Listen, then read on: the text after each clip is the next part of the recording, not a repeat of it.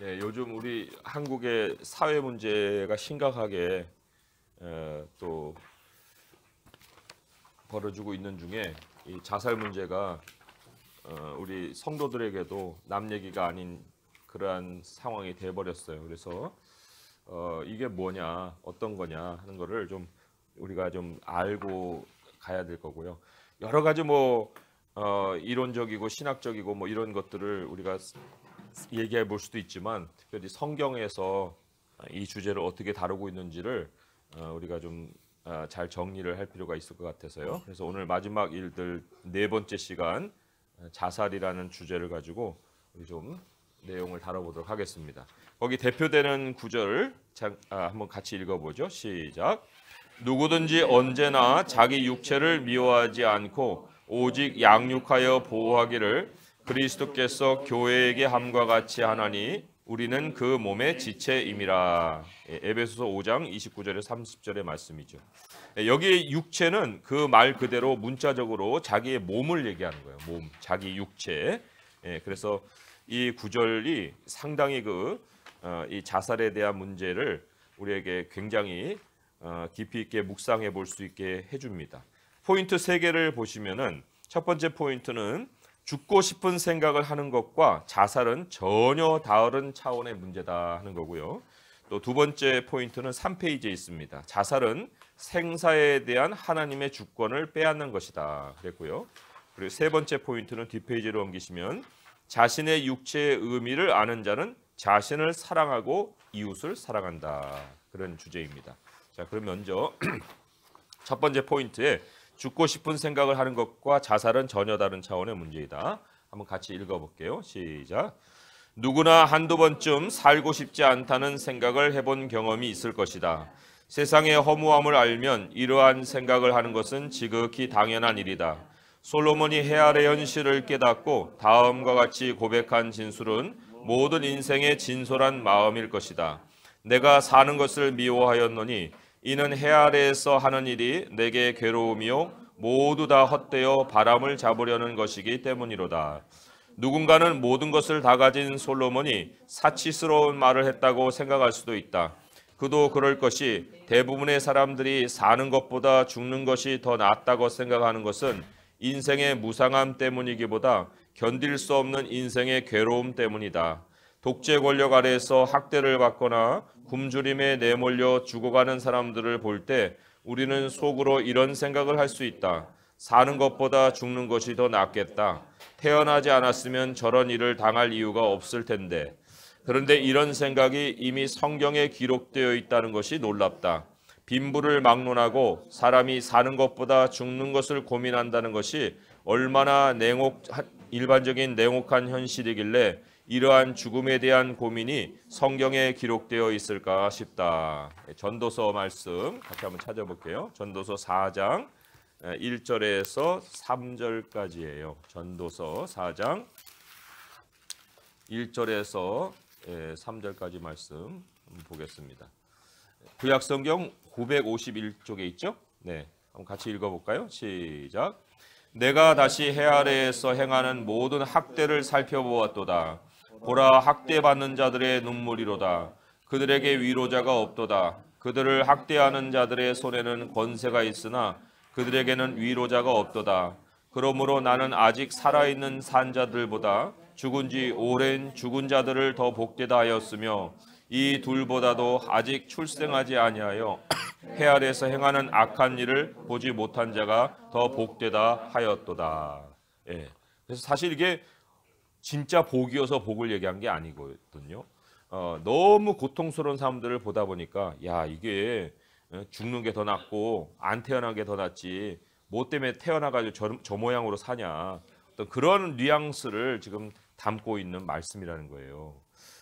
그런 면에서는 모두가 참 우리 주변에 잠깐만 좀 어두운 데를 돌아보아도 이러한 형편 내에 있는 사람들은 찾아볼 수 있고요. 특별히 그 북의 그런 현실이 우리에게 또 이것을 실감나게 만들어주고 그리고 또 뭐 월드비전이나 또 뭐 기아대책이나 이런 데서 참 나오는 굶주린 백성들의 모습을 볼 때에도 이런 생각을 우리가 한번 생각을 해볼 수가 있죠. 자, 계속 이어지는 문단 한번 읽어보겠습니다. 시작. 더욱 우리를 놀라게 하는 것은 위대한 하나님의 사람들이 우울에 빠져 죽기를 바랬다는 사실이다.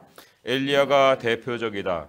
그는 하나님을 배역한 아합 왕, 그를 따르는 백성들, 그리고 그 정권의 지원을 받는 수백 명의 바알 선지자들과 맞서 여호와 신앙을 외쳤다. 하나님은 갈멜산 대결에서 엘리야의 기도를 들으시고 불을 내려 제단을 태우셨고 엘리야의 손에 칼을 쥐어 주셔서 450인의 바알 선지자들을 죽이게 하셨다. 그랬던 그가 왕비 이세벨이 자기를 죽이려 든다는 소식에 자기의 생명을 위해 도망하여 광야 깊숙한 곳으로 피신했고 거기서 하나님께 죽고 싶으니 자기 생명을 거두어 가달라고 애원했다. 예레미야 선지자는 어떠한가? 그는 하나님의 말씀을 전했을 때 온 나라 사람들이 다 달려들어 저주하며 싸우자고 덤벼들자 엄청난 압박감에 왜 하나님이 자기를 태어나게 하셔서 이 고생과 슬픔을 보게 하시냐고 한탄을 쏟아냈다. 요나 선지자는 한술 더 뜬 사람이다. 그는 하나님의 명령을 어기고 반대로 행동하다가 바다에 던져져 물고기 뱃속에서 갇혀 죽었다가 살아났다. 마지못해 니느웨의 회개를 선포했지만 내심으로는 니느웨가 멸망하기를 바랐다. 그런데 하나님이 뜻을 돌이켜 재앙을 내리시지 않자 그는 사는 것보다 죽는 것이 낫겠다고 불평을 쏟아내며 생명을 거두어 가달라고 했다. 욥은 조금 다른 경우이지만 슬픔과 고통 속에 그도 예레미야처럼 자기 생일을 저주했고 자기가 태어나지 않았으면 좋았겠다고 말하면서 살기에 곤비하다고 불평을 토로했다. 그런데 이 네 사람에게는 공통점이 있다. 모두가 죽음의 문제를 하나님께 가져갔다는 것이고 하나님은 그들이 마음속에 있는 모든 생각, 심지어 죽고 싶은 생각까지도 여과 없이 쏟아냈지만 모두 경청하셨다는 것이다. 그리고 그들은 요나의 경우는 기록이 없지만 회복되어 하나님이 살게 하신 소환을 마치고 열조에게 돌아갔다. 욥기 10장 1절 말씀 한번 보겠습니다. 욥이 어떤 고백을 남겼는지 그 말씀 안에서 좀 그 삶의 그 피곤함이라든지 죽고 싶은 생각이라든지 이런 것들이 어떻게 묻어 있는지를 좀 보겠습니다. 욥기 10장 1절의 말씀 한번 보겠습니다. 시작. 내 영혼이 살기에 곤비하니 내 불평을 토로하고 내 마음이 괴로운 대로 말하리라. 그 말의 대상은 하나님이세요. 그렇지만 어쨌든 사는 게 너무 피곤해져 버린 거예요. 그냥 뭐 피곤하다 정도가 아니고 너무 아프고 너무 소망이 없으니까 이거를 어디다 쏟아내지 않으면 도무지 막 미쳐버릴 것 같은 그런 심정도 있었겠죠. 그렇지만 그럼에도 불구하고 그 대상을 하나님으로 삼고 이 쏟아냈다는 이 사실이 정말 우리들이 어떠한 문제에 닥쳤을지라도 하나님께 가지고 가지 못할 문제가 없다는 것을 또 시사하고 있습니다. 자, 그러면 계속 이어서 읽어볼게요. 시작. 성경에 기록된 하나님의 사람들 가운데 모양상 자살한 두 사람이 있다. 하나는 삼손이고 다른 하나는 사울 왕이다. 이들이 스스로 목숨을 끊는 결정을 했지만 삼손의 경우 히브리서 기자는 그를 믿음의 조상 중 한 명으로 소개했고 사울의 경우 다윗은 그의 죽음을 애도할 때 사울과 요나단이 죽은 것을 두고 이스라엘의 영광이 산 위에서 죽임을 당하였다라고 칭송했다. 삼손의 죽음은 하나님이 그에게 맡기신 사명, 즉 블레셋을 심판하시는 하나님의 도구가 되는 사명을 자신이 처한 상황에서 최선의 방식으로 완수한 것이었다. 사울의 죽음은 전쟁터에서 벌어진 일이었다. 그가 멀쩡한 중에 전쟁이 두려워서 자결을 시도한 것이 아니었다. 그는 적군에게 치명상을 입었고 죽어가는 중에 이방인들의 손에 모욕을 받아 죽는 길을 피하려고 자결한 것이었다. 그런데 자살은 위의 모든 경우들과 전혀 다르다. 성경이 기록하고 있는 자살의 경우들을 보면 그 원인이 죄책감이거나 자기 의의를 입증하는 것이거나 또는 자기 뜻을 펼치지 못한 것에 대한 체념이다. 이 세 가지 원인들이 복합적으로 작용하기도 한다. 죄책감의 대표적인 예는 가롯 유다이다. 그의 경우는 자기 뜻을 펼치지 못한 것에 대한 체념으로도 볼 수 있다. 자기가 옳았다는 것을 입증하기 위해 또는 자기 뜻이 실현되지 못한 것에 대한 좌절로 자살한 대표적인 경우는 다윗 시대 최고의 모략가였던 아히도벨이다. 그는 다윗의 아들 압살롬이 자신의 모략을 따라 행동하지 않자 고향으로 돌아가 집을 정리하고 목매어 죽었다. 북이스라엘에서 왕을 모반하고 왕위를 찬탈한 군대 지휘관 시므리의 경우도 좌절로 인한 자살이다. 그는 성읍이 에워싸여 점령당하자 아무 희망이 없는 것을 알고 왕궁에 불을 질러 자살했다. 특별히 성경은 그가 자살한 것이 여호와께 범죄하여 악을 행하였기 때문이라고 말한다. 자살이 죄와 결부되어 있고 자기 뜻을 끝내 관철시키지 못한 절망이 원인으로 작용했다. 하나님의 사람들이 죽음을 하나님께 가져와 해결한 것과는 대조적으로 이들의 죽음은 모두 죄나 자기 생각을 믿는 교만과 연관되어 있다. 그래서 하나님께 문제를 가져오지 않고 스스로 목숨에 대한 결론을 내리고 목숨을 끊은 그런 경우들이라는 거죠. 다 자살의 경우가. 그래서 시편 90편의 말씀을 우리가 볼 때 여기에도 이게 기도의 내용이긴 하지만 하나님이 또 하나님의 사람들에게는 기도의 내용에 따른 응답을 모두에게 또 주셔서 그 날에 대한 생각들을 정리해서 살아갈 수 있게 해주신다는 거예요. 시편 90편 8절 9절 읽어봅니다. 시작.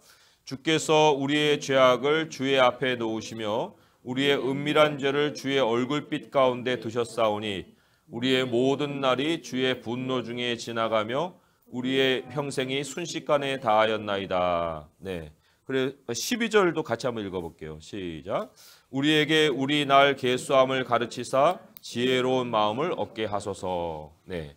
여기 그래서 9절 8절과 9절에 보시면 죄악이 사람 앞에 있게 되면은 그 사람은 결국은 하나님의 분노 중에 죽는 존재.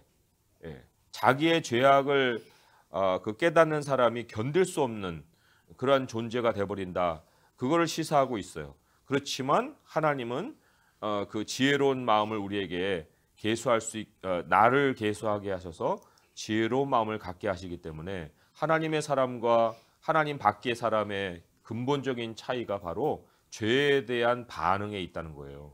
그래서 여기 아까 우리가 자살하는 사람들의 원인을 세 가지로 분석했지만 이게 굉장히 중요한 원인이 됩니다. 죄책감. 가룟 유다는 예수님 판 것에 대해서 못 견뎌갖고 그 정말 목매달아 죽었지만은 그것은 또 한편으로는 그 자기의 자기의 뜻이 실현되지 못한 것에 대한 어떤 그 체념으로도 볼 수 있다고 했고요. 아히도벨 같은 경우는 정말 자기가 그렇게 뛰어난 모략가인데 안 받아들여 그러니까 완전 세상을 등져버리는 그런 결정을 한 것이고, 그리고 또 이 시므리라는 사람은 왕이 되고 7일 만에 지금 자살해 죽은 거예요. 그러니까 왕이 되어서 7일 만에 구테타를 성공했는데 또 다른 그 군대 장관 오므리가 성읍을 에워싸고 이제 쳐들어왔을 때 이제 끝났다 생각해서 자기의 어떤 뜻을 관철시키지 못한 것 때문에 자살해서 죽었거든요.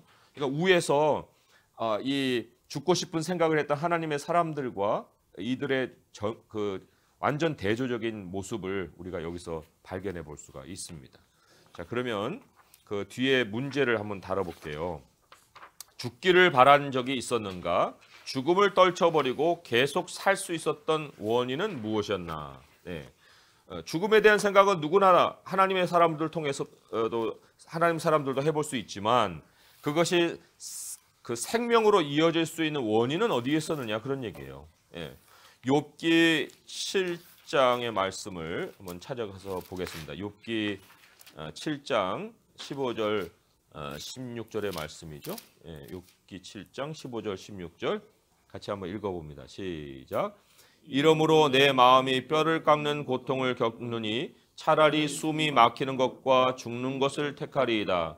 내가 생명을 싫어하고 영원히 살기를 원하지 아니하오니 나를 놓으소서 내 날은 헛것이니다. 예.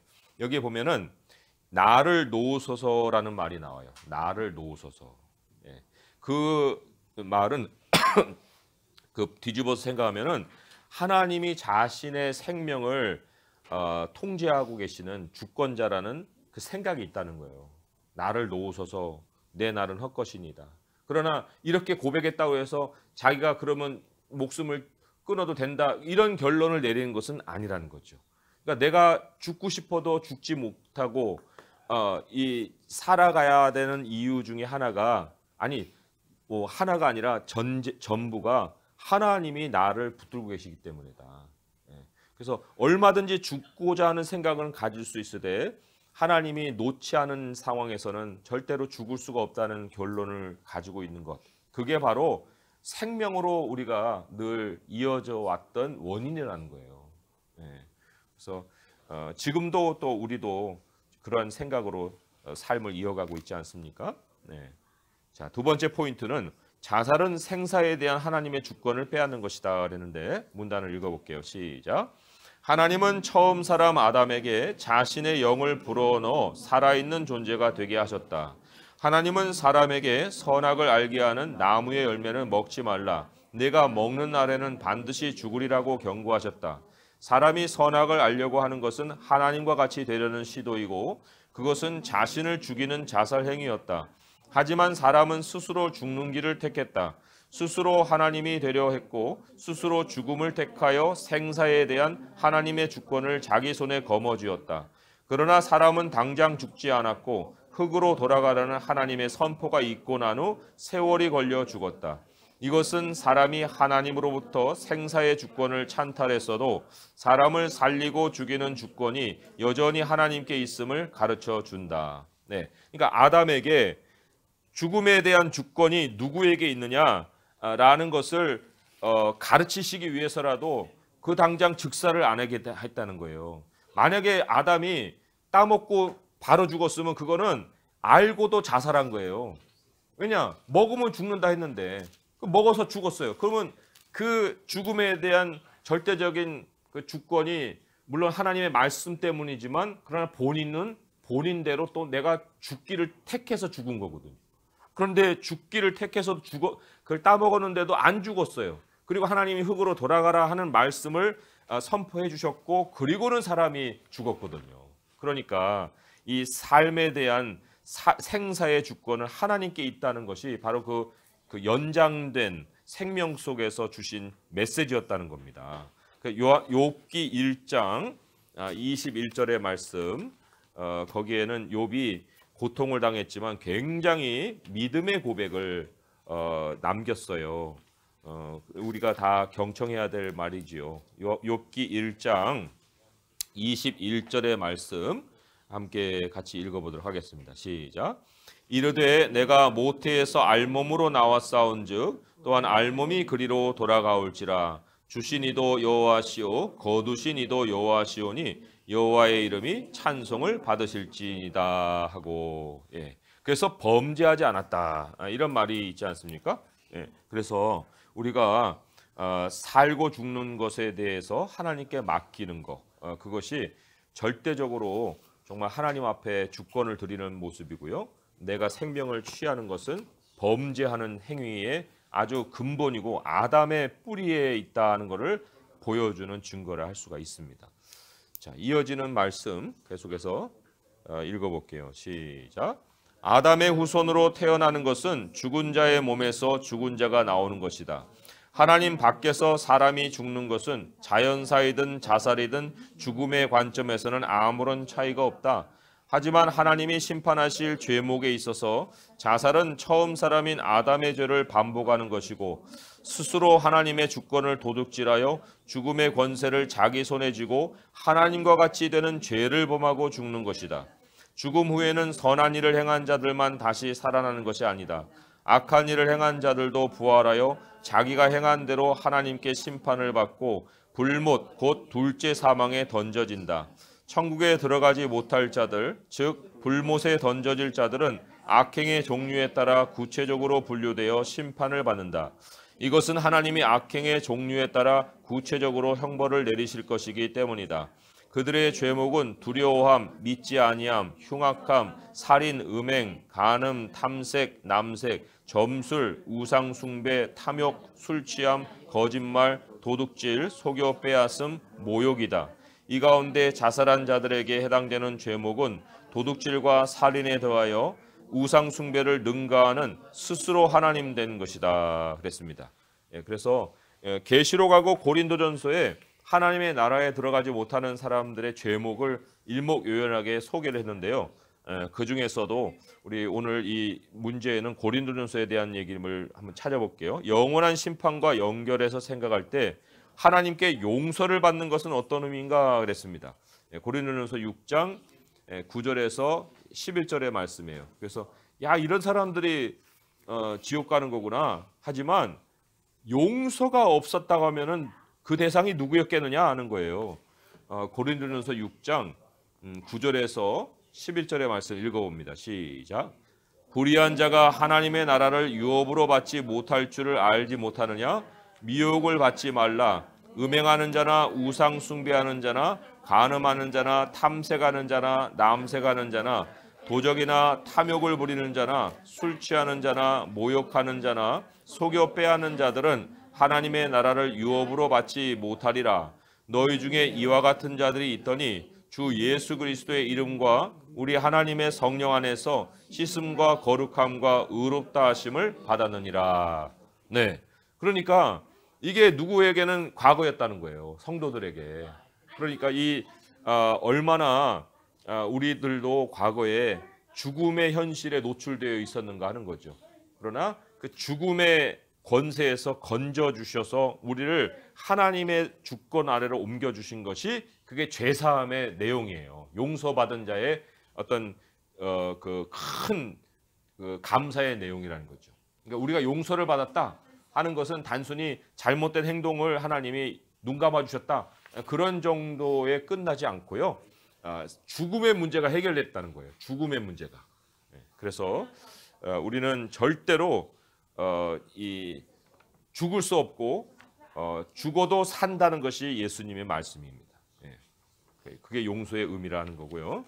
그다음에 뒤로 넘기셔서 세 번째 포인트를 보겠는데요. 자신의 육체의 의미를 아는 자는 자신을 사랑하고 이웃을 사랑한다. 그래서 이 자살보다 하나 더 한 단계 더 발전하는 모습을 볼 수가 있어요. 읽어봅니다. 시작. 예수님은 내 이웃을 내 자신과 같이 사랑하라고 하셨다. 여기서 알 수 있듯이 이웃 사랑은 자기 사랑을 사랑함이 전제되어야 한다. 그런데 누구도 자신의 육체가 가지는 의미를 모르면 자신을 사랑할 수 없다. 예수님은 그리스도와 교회의 관계를 본으로 삼아 사람의 육체의 의미를 가르쳐 주셨다. 교회는 바로 그리스도의 몸이고 성도 개개인은 그 몸의 지체들이다. 성도들은 각자가 그리스도의 몸일 뿐 아니라 우리 전체가 또한 그리스도의 몸이다. 그래서 그리스도 안에서는 나와 너가 개체적으로 존재하지 않고 그리스도의 생명을 공유하는 몸의 지체들로 연결되어 있다. 예수님은 교회가 자신의 몸이기에 교회를 위해 모든 사랑을 쏟으셨다. 그런데 이것은 동시에 예수님의 이웃이요 친구인 우리를 향해 사랑을 쏟으신 것이다. 예수님이 친히 자신의 몸을 사랑함과 같이 이웃을 사랑하는 본을 보여주신 것이다. 이런 원리에서 성경은 남편들에게 자기 아내를 사랑하는 자는 자기를 사랑하는 것이라고 했다. 마찬가지로 그리스도와 교회의 관계를 깨달은 성도는 자신의 육체를 미워하지 않고 오직 양육하고 보호할 수 있고 또한 이웃의 육체도 소중히 여기고 돌보고 보호할 수 있는 것이다. 네, 그래서 근본적으로 우리 자신의 몸이 이 그리스도의 몸의 지체다. 또 우리 자신의 몸이 하나님의 성전이다. 이거를 알 때만이 내 자신을 사랑하고 또 다른 사람을 사랑할 수 있게 된다는 거예요. 그래서 우리가 이 질문이 이렇죠. 왜 그리스도를 아는 지식만이 자살 방지의 근본적인 대책이 될 수 있는가 하는 것인데 에베소서 5장의 말씀으로 가서 한번 찾아보겠습니다. 에베소서 5장 29절에서 30절의 말씀이에요. 같이 읽어봅니다. 시작. 누구든지 언제나 자기 육체를 미워하지 않고 오직 양육하여 보호하기를 그리스도께서 교회에게 함과 같이 하나니 우리는 그 몸의 지체임이라. 네, 여기 자기 육체를 미워하지 않는 그 사람의 그 이유가 어디에 있냐면 그리스도께서 교회에게 함과 같다라는 그 지식이 있는 거예요. 하나님이 보여주신 본을 알 수 있고 또 깨달은 사람이 자기 육체를 미워하지 않고 양육하고 보호한다는 거죠. 예. 우리는 그 몸의 지체다는 거죠. 우리는 우리 자신의 것이 아니고 하나님의 몸의 부분이라 그거를 알기 때문에 우리가 남편이 아내를 사랑하라 하는 말도 남편이 자기 자신을 사랑과 같이 아내를 사랑할 수 있는 것은 자기의 몸이 그리스도의 지체이기 때문에, 그래서 자기도 사랑하고 또 아내도 그리스도의 몸의 지체라는 걸 알기 때문에 또한 함께 사랑할 수 있게 되는 거죠. 그래서 이 자살을 생각하는 사람은 온통 100% 생각이 다 자기밖에 없지만, 그러나 자살을 할 수 없는 하나님의 백성들에게는 자기 자신에 대한 인식이 자기에게 있지 아니하고 그리스도께 있기 때문에 그렇다는 거예요. 우리가 다 그리스도의 몸된 교회 안에서 서로의 지체됨을 알고 서로를 자기 육체도 양육하고 보호하듯이 다른 사람을 또한 그렇게 대해 줄 수 있어야 됩니다. 자, 기도는 이렇습니다.